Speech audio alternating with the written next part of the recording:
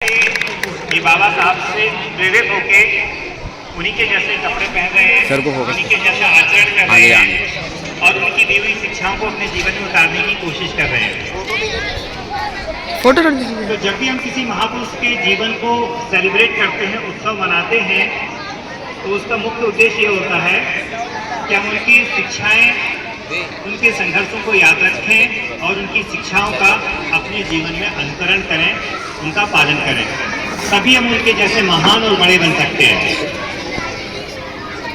कौन कौन बड़ा बनना चाहता है, महान बनना चाहता है? काफी लोगों ने हाथ खड़े किए। आप सभी लोग चाहते हो कि आपका नाम भी बाबा साहब जैसा हो जाए, पूरी दुनिया में याद किया जाए, है ना? तो बाबा साहब ने इतनी पढ़ाई की।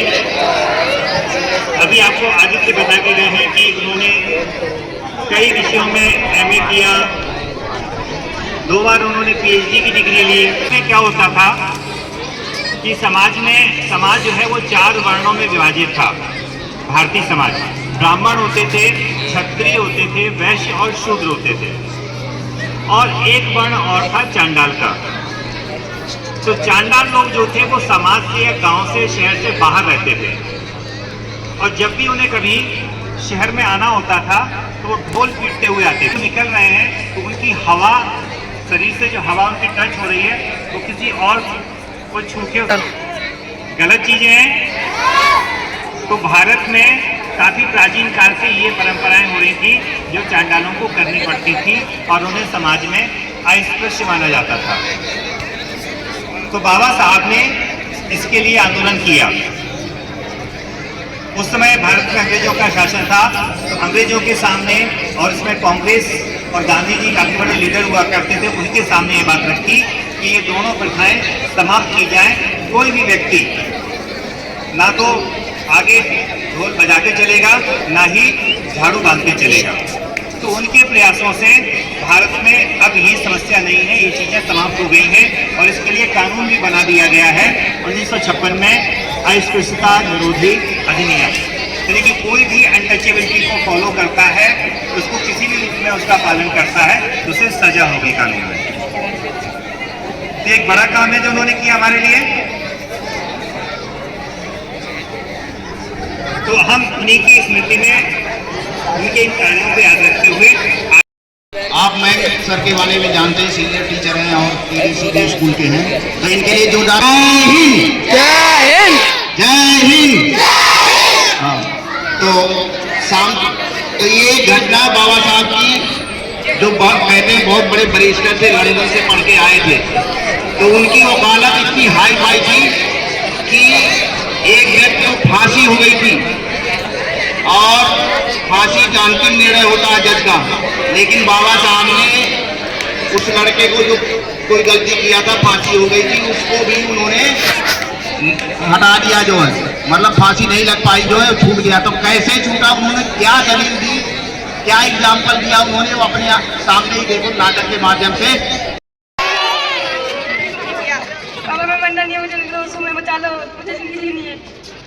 मैं क्या करूं बेटा, मैंने हर जगह पता करा, मैंने बड़े बड़े वकीलों से भी पूछा कि मेरे बेटे की मृत्यु से कैसे बचेंगे। मैंने उन्हें बहुत पैसा भी देना चाहा, पर उन्होंने से किसी ने भी तेरे को बचाने की हाँ नहीं करी। अब हम पे एक ही सहारा है, गांव के सरपंच से हमें इजाज़त लेनी चाहिए और उनका सलाह सुनना चाहिए। क्या हुआ, ये क्यों रो रहा है? सरपंच जी, मेरे लड़के को फांसी होने वाली है, मेरा इकलौता लड़का है, मेरे पे बहुत पैसे धन दौलत की कोई कमी नहीं है, मैं सब आपको देने के लिए तैयार हूँ, पर आप मेरे लड़के को बचा लीजिए, आप मेरे लड़के के लिए फैसला सुनाइए कोई। भाई साहब, मैं एक गांव का एकलौता सरपंच हूँ, मैं इसे कैसे बचा सकता हूँ? यहाँ देखो, मैं इस गांव के छोटे मोटे कार्य करता हूँ। आप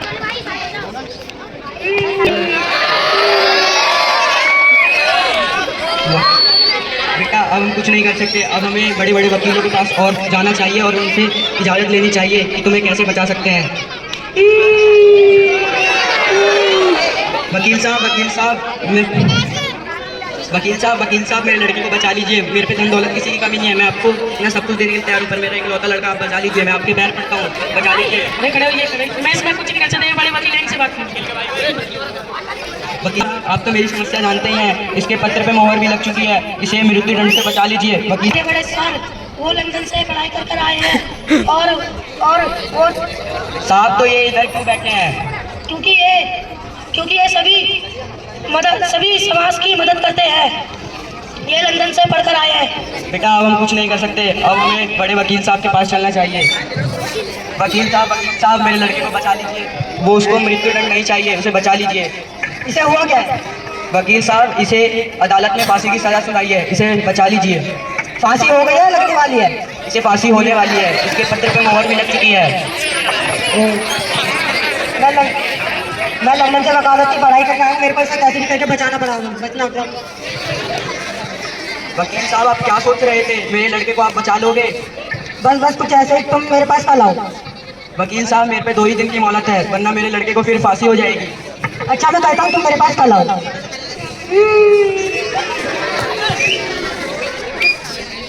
अगले दिन बड़े वकील साहब का फैसला। वकील साहब मेरा लड़का आज भी परेशान है, उसे बचा लीजिए कृपा करके। अरे उसे आने तो दो, फांसी लगने तो दो उसे, बाकी मेरी हेडिक है।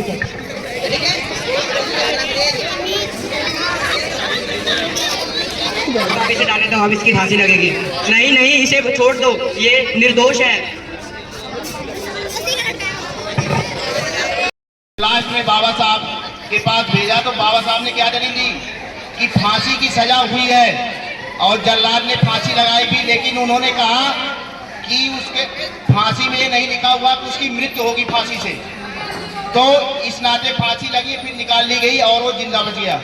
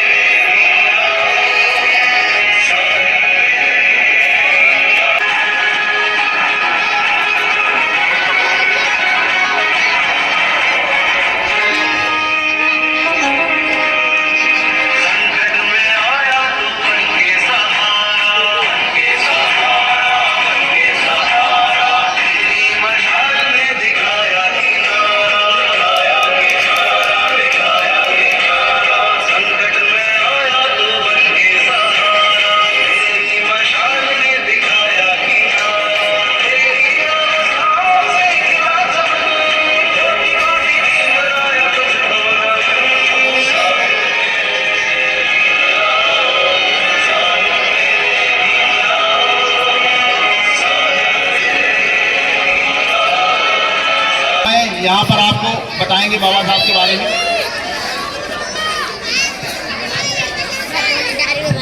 प्यारे बच्चों, कि देखिए अम्बेडकर जी महान क्यों थे ये जानना बहुत जरूरी है। अम्बेडकर जी एक सिंपल इंसान थे, आपकी तरह ही वो सरकारी विद्यालय में पढ़े हैं, लेकिन फिर भी उनका इतना नाम हो रहा है और हम उनका गुणगान कर रहे हैं, तो कुछ ना कुछ बात तो थी उनमें, थी ना भाई? अबे बोलते रहा करो बीच बीच में, मुझे पता रहे कि यहाँ पे बच्चों सुन रहे हैं, तो कुछ ना कुछ बात थी उनमें। बिल्कुल लगना चाहिए कि बच्चे हमारी बात को सुन रहे हैं। देखिए तुमने कहावत सुनी है, जहां चाह वहां राह। जहां चाह तब पढ़ाई कर रहे थे, तब परिस्थितियां बिल्कुल विपरीत थी। इवन पढ़ने के लिए भी मना कर दिया जाता था। जो दलित वर्ग से जो लोग थे, नीची जाति का लोग जिनको समझते थे, उनको पढ़ने के लिए भी मना करते थे और पढ़ाने में भी बाधाएं उत्पन्न की जाती थी कि इनको पढ़ने ना दिया जाए, पढ़ना वढ़ना इनका काम नहीं है। लेकिन बाबा साहब ने प्रण कर लिया था कि उनको पढ़ना है, तो सारी विषम परिस्थितियों को दरकिनार करते हुए वो अग्रचित्तता से लगे रहे, तभी उन्होंने अपने लक्ष्य को हासिल किया।